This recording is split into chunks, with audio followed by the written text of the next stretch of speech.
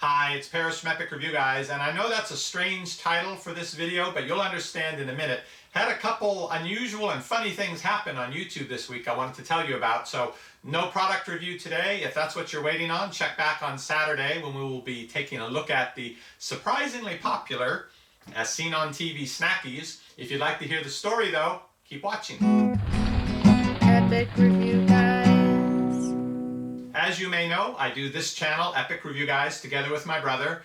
More or less, he hasn't been around much lately, so that means I end up taking care of all the mail and messages that come in, which is fine. We get people writing to see if we'd like to review their product, people telling us, hey, great job on the channel. That's all good, but it's gone a little too far now. This week, a romantic message came in from my brother, a young woman telling him how she just had to write to tell him how attractive he is and so on.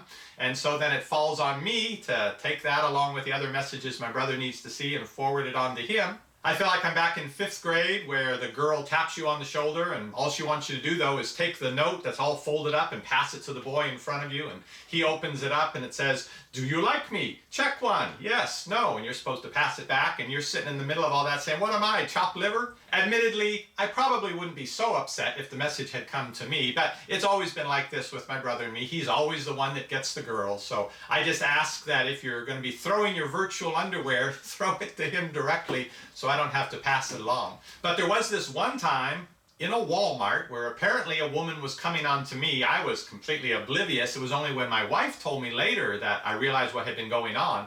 So we had gone to Walmart to take a look at the bicycles. I think my kids were like 5 and 3 at the time. And if you know, at Walmart, they have the bikes up on those metal slidey deals. You have to pull the bikes out so your kids can see what size fits them and if they like it. So we were there. My wife was standing some distance away. She's a younger, attractive Hispanic woman, so people never assume that we're together. So it's a running joke when we do our weekly supermarket shopping. My wife will go ahead and stand at the cashier, and I'm back loading the stuff from the cart onto that conveyor belt.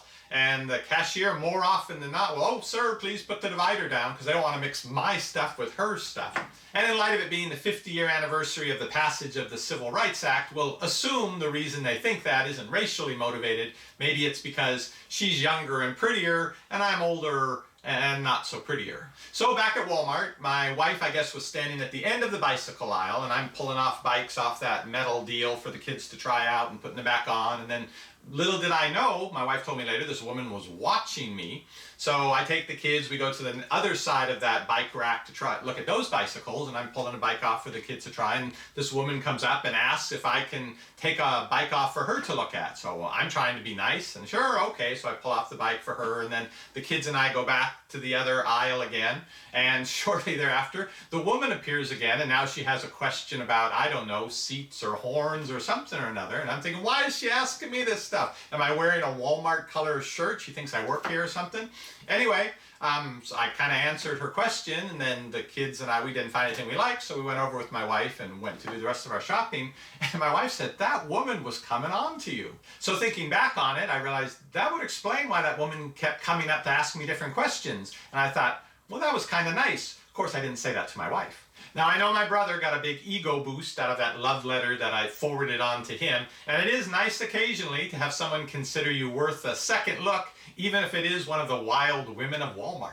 Now, the other funny YouTube-related thing that happened was yesterday I was contacted by an editor from an Australian news organization that wanted to use part of one of the YouTube videos that I had put up on our Epic Reviews Health channel. And it's a video explaining what are steel-cut oats. Apparently there's a famous Australian politician who swears by steel-cut oats, and why they think I'm an authority on steel-cut oats, I don't know, but I do have a YouTube video up that's got quite a few views, and it's true there's not a lot else explaining about steel-cut oats. It's why I put the video up. So once I decided to have a healthier diet, I heard all about steel-cut oats, but I couldn't find anybody who even showed what they looked like or what they were. So once I learned about them, I put a video out there to provide that information to fill in that gap. And that's what I try to do in our videos, is give information to people that I would want to know if I were researching something. Anyway, somehow that made me an expert on steel-cut oats. So I told him, sure, you can use part of the video as long as you attribute what channel it came from.